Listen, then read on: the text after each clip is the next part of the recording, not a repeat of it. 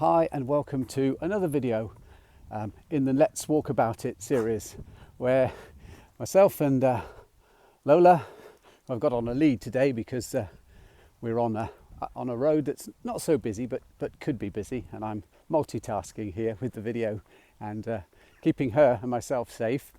But today's video is about mental health or mental wellness, and the difference between mental health, mental wellness, emotional health and emotional wellness, because we talk very much about mental health and the struggles that many people have with their mental health, which to me is about the mind, is about the mind being maybe unstable, or the mind being a little out of control. And but I also feel that my emotional health struggles as well. You know, the older I'm getting, the more I'm becoming conscious of, you know, my moods and how sometimes I don't feel very emotionally well. Some days I'm very happy, sometimes I'm very up, sometimes I'm looking forward to things, and then other days it's almost like a weight has descended on me. It's not, you know, it's not my mental health that's an issue. I can think pretty well. I can still articulate myself quite well mentally, but emotionally I seem to have lost something. I often say to my wife that it feels like I've gone on to limp mode. I used to have an old Volvo many years ago, and I remember once coming up the hill and I couldn't get the car. The car was really struggling to get up the hill. Something had happened to the engine. I wasn't sure what had happened, but then the car would only go at about 30 miles an hour. I couldn't get the car to go any faster than 30 miles an hour. It worked perfectly well up to 30 miles an hour, but it wouldn't go any faster. And I took it to the garage, and the mechanic there said it had gone on to limp mode, which meant that there was something, the computer had picked up that there was something not quite right. It turned out it was something to do with the exhaust, but the car restricted itself. And I thought, wow, that's how I feel sometimes. It's like, you know, maybe if I've overdone it, maybe if I've exercised a little bit too much, or done some exercise I haven't normally done and sort of worn myself out, or something's troubling me. You know, my mind is overly busy thinking about the future, maybe worrying too much about something that's coming up. And I've not slept well, and then woken up the next morning feeling that I'm on limp mode. So I often say, you know, I'll often say to my wife some mornings, I say, oh, you know, I feel like I'm on limp mode. And that she knows that that's a trigger, that I'm what my dad used to say. Interestingly, just making this video now, it's just reminded me. My dad used to say, I'm going to blow my top in a minute. And I never really understood what that meant, you know, where that came from, but I understood what he meant by it. What he meant by it was, you know, I can sense that I've had just about enough here, and if this continues, I'm going to react, and he would react, you know, usually emotionally. It would be loud.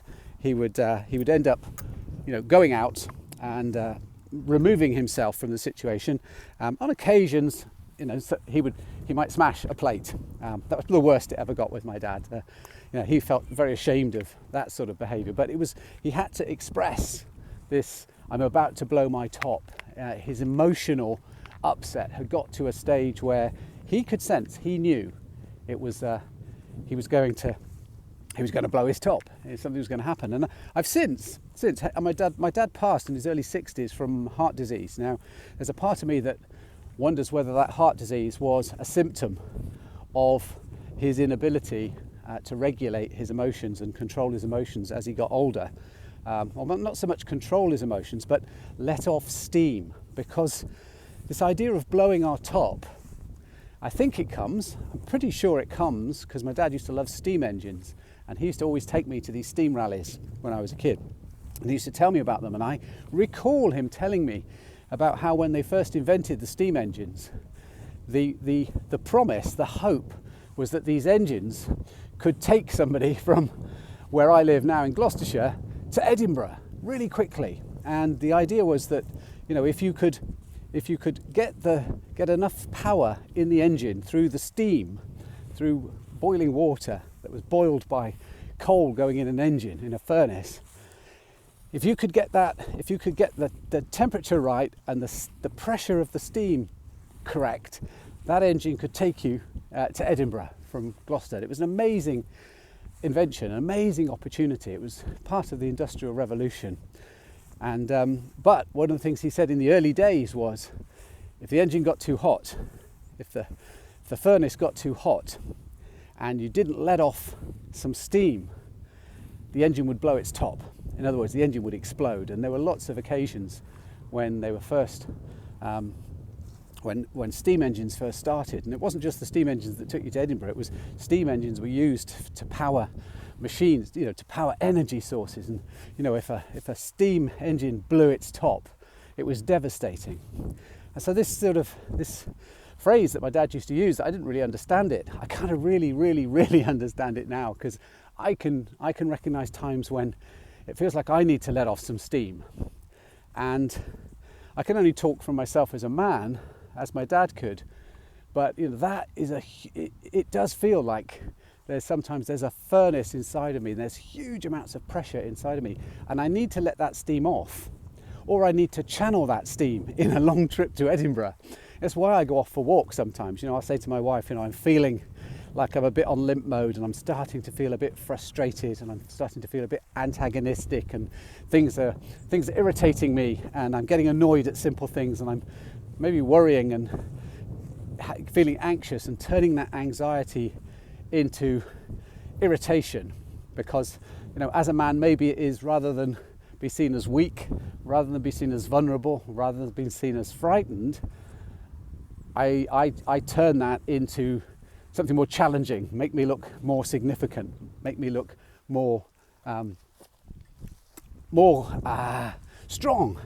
But that comes out sometimes as then irritation, frustration, and then maybe anger, and then I can blow my top. I can get really annoyed at something. I see it in my young daughter as well. At the moment she's getting anxious because she's returning to school soon after these summer holidays, and she's getting anxious. I can sense she's getting anxious. I can feel something happening within her, and sometimes that comes out as a little outburst, sometimes that comes out in floods of tears, and she runs to a room and buries her head under a duvet. Lots of different ways. And I think if we can start to recognize how we're feeling, when we're recognizing we need to let off some steam, when we need to race to Edinburgh, when we need to release the pressure, the emotional pressure within us,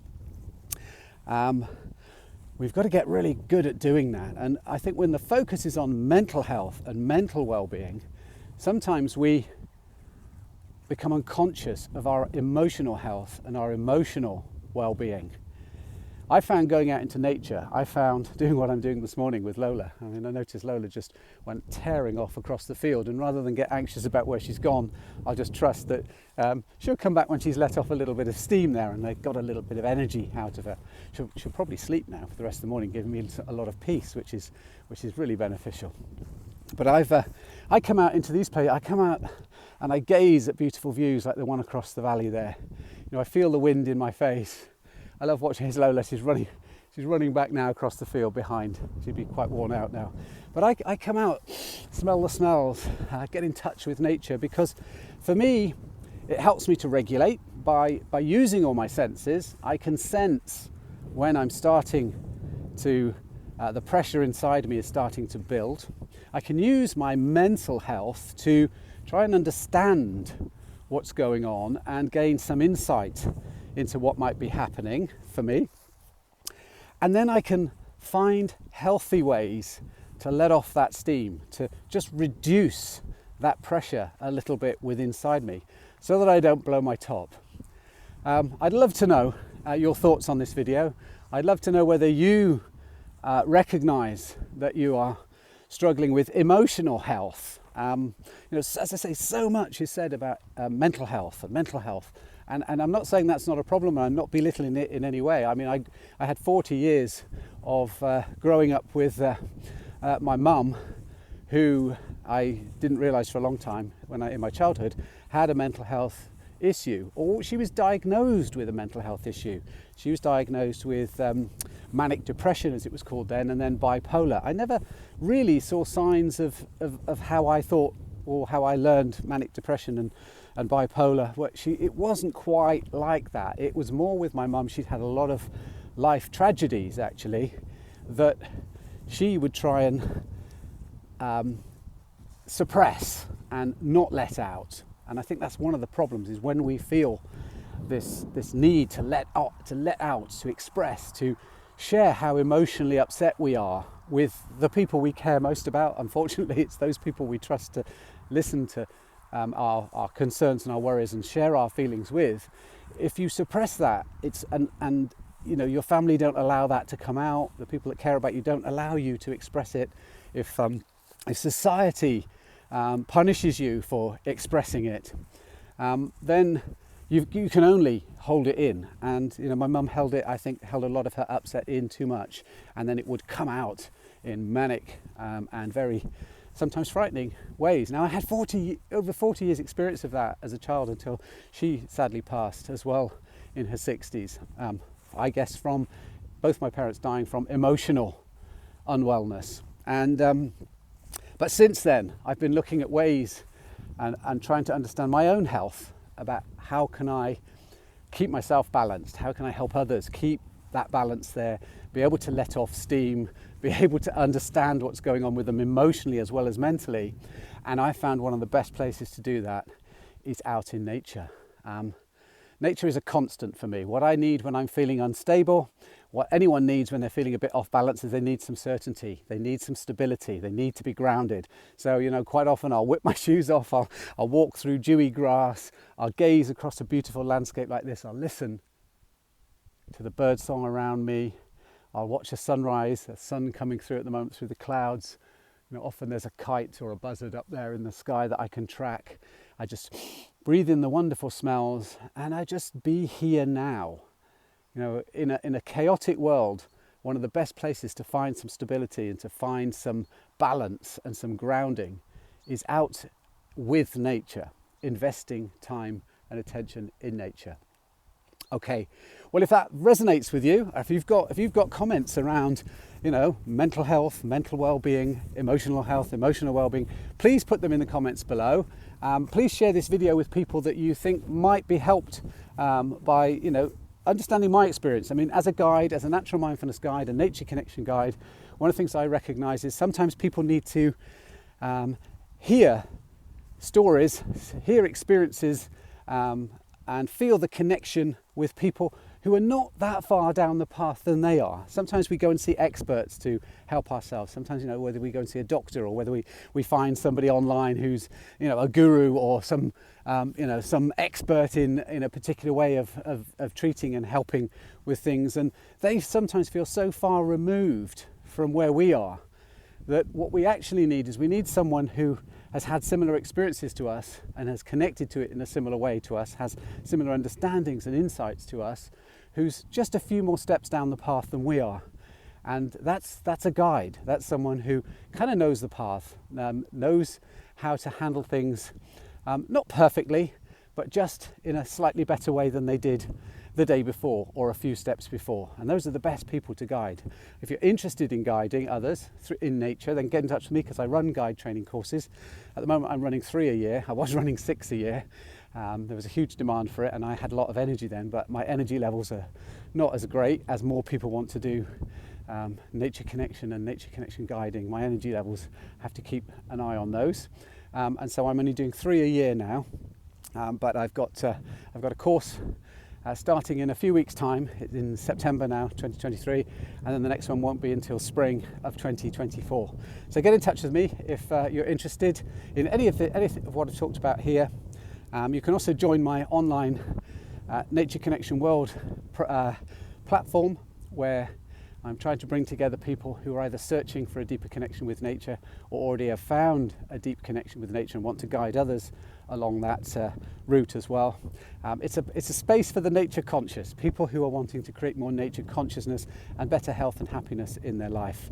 So again, get in touch with me if that resonates with you as well. So that's today's Let's Walk About It. Lola's back, just for those of you that might have been a little bit worried. Lola's back, she's fine. She's feeling good. She's expressed herself and let some of her tensions and anxieties out. I get that from making a video like this. I always feel a lot better when I've made a video like this and posted it and shared it with people than maybe I did before I started the video. I was a little bit on limp mode this morning, but I feel a little bit more energized now. I feel like I'm going a little bit faster than that 30 mile an hour, and there's no danger when I get home of blowing my top. So anyway, have a great day, have a great week, have a great month, and I hope to connect with some of you very, very soon. Take care now. Bye-bye.